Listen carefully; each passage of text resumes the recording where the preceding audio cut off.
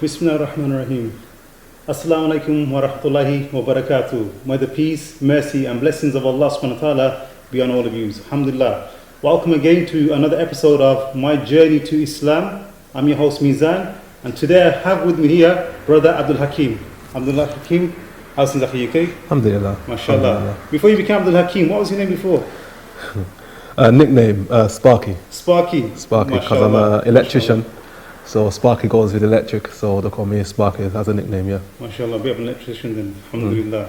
So tell me a little bit about yourself, Sparky, or Abdul Rahim. Abdul Hakeem. Abdul Hakeem, sorry. Right. Okay. So how old are you and what do you do?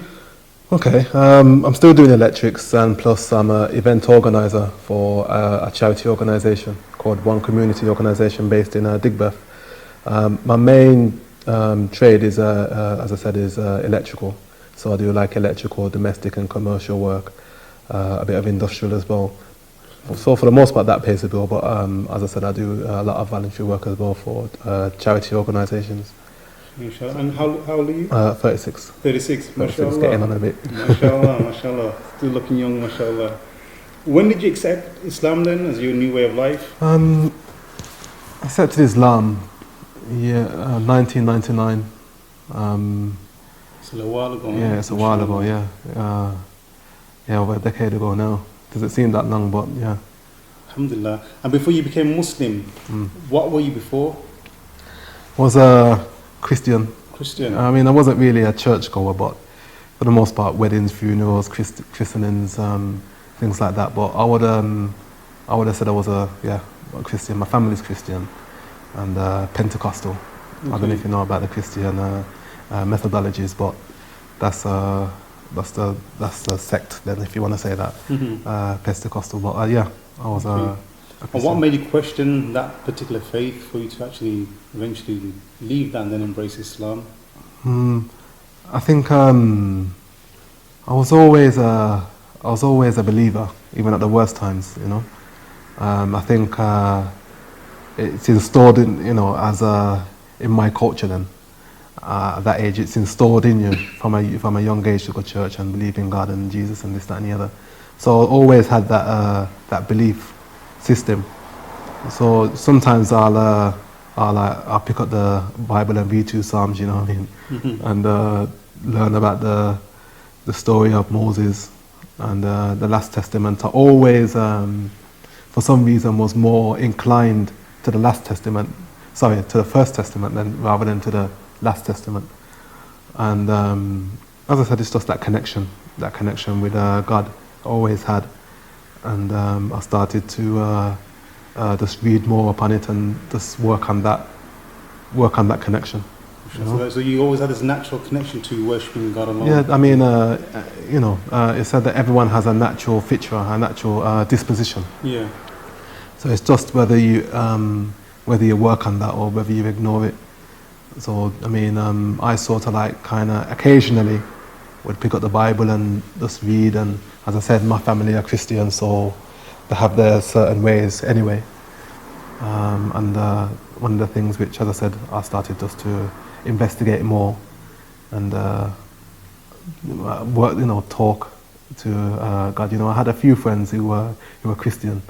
You know what I mean? So I started to sort of like dialogue and started to reason with them. You know what I mean? And I had a few friends who were Muslim. But they'll talk about hellfire and this, that and the other, but I didn't really pay them much attention, you know. I just thought that, we all have a session, you know what I mean, and we're all blazing and we're talking about hellfire, and we're like, whatever, you know. A bit of contradiction there. You know, so what was your view of Islam then, before you became Muslim? You know, what was your view about Islam and Muslims in general? I thought that when I was younger, I thought that Christianity was for us and Muslims are for Asians, and I didn't really want to have nothing to do with it, to be honest with you. I had a few Asian friends, but I just thought it was their thing, you know. So you thought it was culture? Yeah, I thought it was more of a culture thing rather than a religious thing. So therefore, that's why I said I'm also worked on my connection with the Creator. You know what I mean? And alhamdulillah, if you met them steps closer to Him, it will bring you closer Definitely. You know what I mean? So you just have to find, everyone has their own way of getting there. You know what I mean? Some may go through traveling, some may, you may give someone dawah and you may hit a spot. Yeah. Or, you know, someone may be going through a bad time and, you know, pick up the Quran, and Allah guides them. Allah, you know, Allah gives the hidayah, you know what I mean? Allah guides, Allah has His way of guiding people, so. InshaAllah. So, what was the actual pulling factor then, you know, for you to actually finally embrace Islam? You know, what was the actual thing that made you actually, you know, say, you know what, this is the truth, and you know, I've got to be a Muslim? I'll tell you one thing. I started reading the Bible, but I was still up to my old ways, up to no good, doing what I was doing. I went to visit the Queen in a few of her establishments, let's just say. MashaAllah. First prophet to visit the Queen. Not personally, but yeah, you know, I mean, when I was traveling, you have people, you know, disrespecting the Bible, smoking from Genesis to Revelations, you know, the pages and that. Yeah. You know, I mean, I went really into that. But as I said, I started, you know, I had a Quran.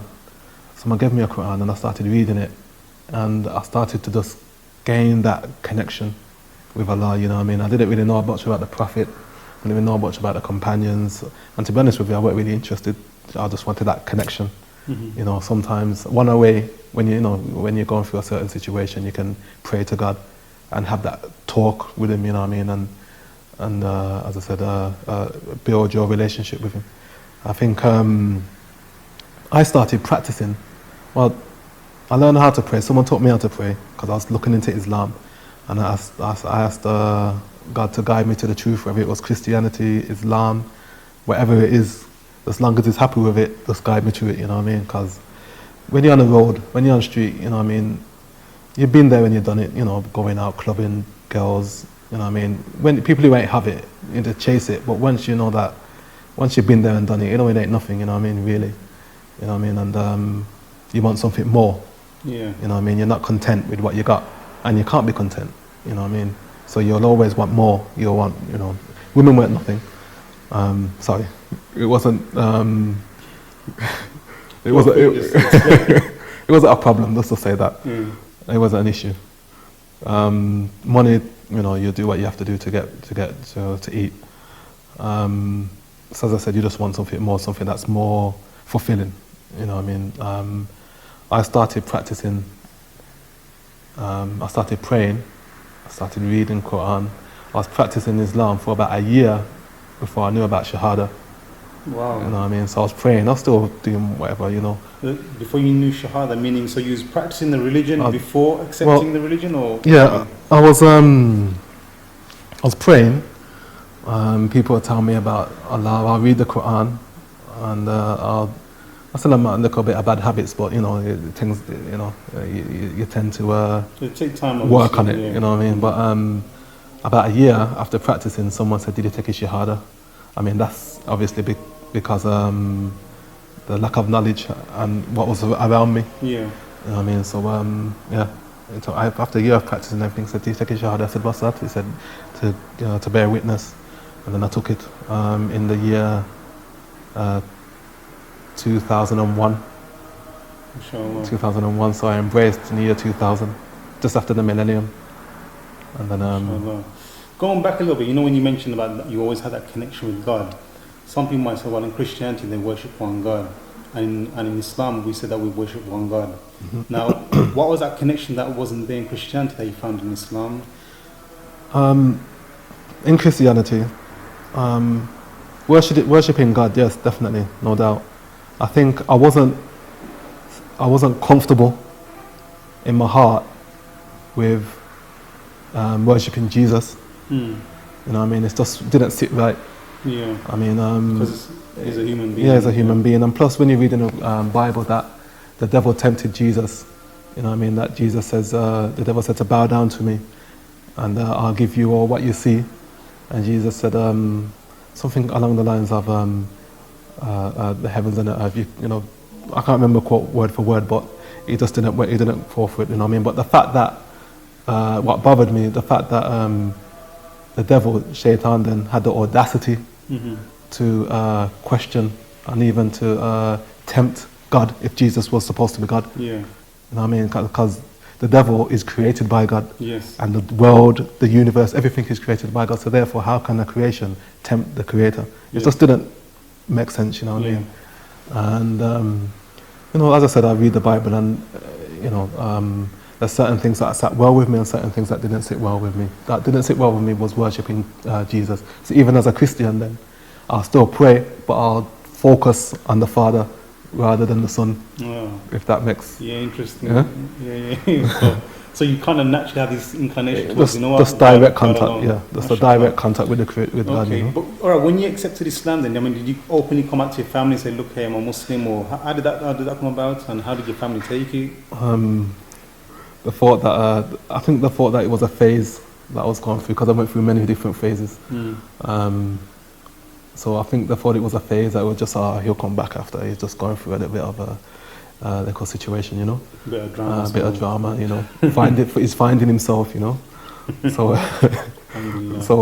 I think it was just a phase that they thought it was going through. But I think that once they've seen that it was having a positive effect, like I'll stop going out clubbing, I'll treat them differently, you know, I'll more be off the streets and more looking towards work, doing positive things, you know, having a bit more respect for women. So your whole behaviour and everything changed, and I think that because at first I thought it was a phase, and because of them being a bit ignorant to the understanding of Islam, I mean, they just believe what they see on TV, that is more or less the same thing what I was thinking before, that it's an Asian man thing, and or, you know, nowadays it's a Somali thing, or it's just, you know, it's them, they're not with us, you know, so I mean, a lot, you know, media has a lot to do with that, but that's a different subject. But for the benefits of some of the viewers, because some people may not realise, because some people out there may still think that Islam is for a group of people from a specific country. I mean, if you'd like to just explain to some of the viewers on how universal Islam is. Well, what do you got to do really? I would say first and foremost, and I'll say advice to myself and to anybody, is to work on that connection with the Creator. Because that has no race, it has no sect, no sex. You know, you're dealing with the one who created you, who knows you better than you know yourself.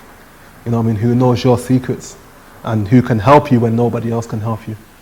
You know what I mean? So work on that connection. In regards to everything else, and you know, your beliefs and what way of life you should follow, what particular religious understanding or laws then you want to follow and live your life according to, then go into history, learn your history. When you learn your history, you realize how, as well as Christianity, how Islam spreaded. It never started off in England and then spread it to Africa, and it started off over there and then spread slowly over here. So obviously, once you have that in mind, you're going to understand that the people in that continent are going to be Muslim. And slowly the deen or the religion then will spread, you know what I mean? So therefore they're thinking, oh, Islam is an African thing, or Islam is an Asian or Arab thing. It started off in the Arabian Peninsula and spread it from there. So naturally, obviously, it's got to be the people over there, they'll be more inclined and more, how can I say, are going to be Muslim then, if that, you know, first, and then slowly bring the understanding here.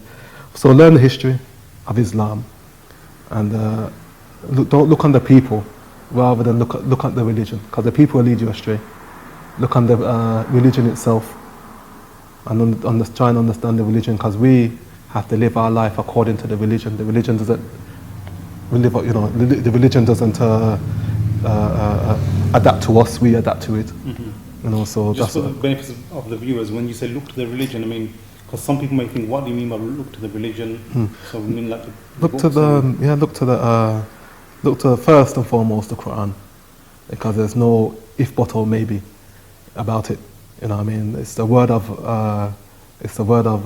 God.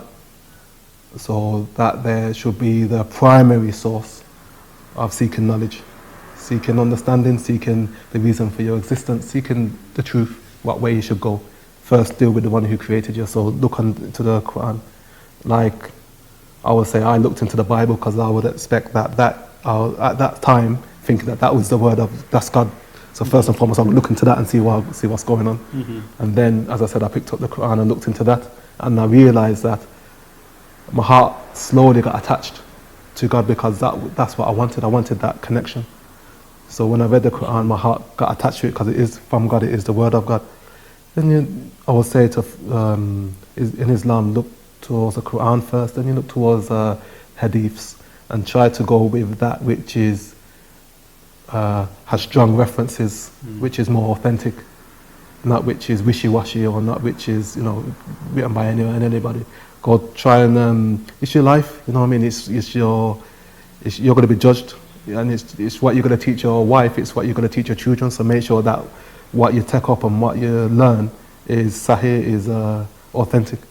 Definitely. You know what I mean? So, I often describe Islam to brothers in that as Islam being a way of life, a journey for life, a journey to your Creator. Now, how would you say that Green Lane Masjid has helped you along this journey? Well, mashallah, the masjid here I would say is very neutral, very balanced. It's not extreme, it's not too loose where it allows any and anything. You know what I mean? And it allows you to benefit, come with your ideas and even be corrected if necessary, or even be increased. I mean, the knowledge what you're on and seeking it. Also, the scholars, definitely, the scholars that come here, mashallah. The scholars themselves are from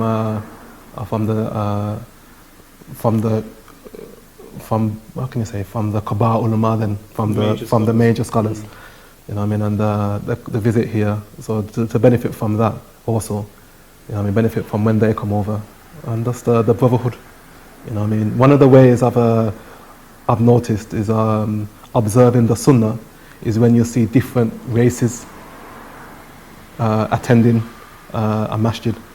You know what I mean? Because they're coming for the haqq, they're not coming for the culture. Yeah. Usually, if you go to certain masjids, you just see one particular race, and for the most part, it's a cultural thing. You know what I mean? But when as I said, that's one of the things I observe from in this masjid here. You see Somali, you see Arab, you see Jamaican, you see English, you see Bengali, you see all different types of races, and they're coming for the haqq. Because if it was other than that, then they wouldn't be here. It's not a culture thing. So just be observant in what you're doing. Yeah. Okay. What about for some viewers who may be watching? They may not necessarily be Muslims, but they're kind of like 50-50. They're thinking about Islam, they're reading about Islam, but they're not quite there yet. What kind of advice would you give to them? What I would say, put my hand on my heart and truly say, is that this is your way of life. You know, as I said before, this is something which you got to take to your grave with you, which you got to teach your wife, teach your children, which your children will follow on after you. So what I would say is that connection. I can't stress it enough. That connection with the Creator. Those that are looking into Islam, start with the Quran. Start with the Quran and finish with the Quran. There's many people that have knowledge and learn hadith, but the Quran, as I said, would be the primary source. You know what I mean? So read the Quran. Learn about what Allah wants from you. You know what I mean? You're not here for no foolish reason. You're not here to get rich or die trying. Or to have women in every postcode. You know what I mean? You're here to worship Allah. Everything else is secondary.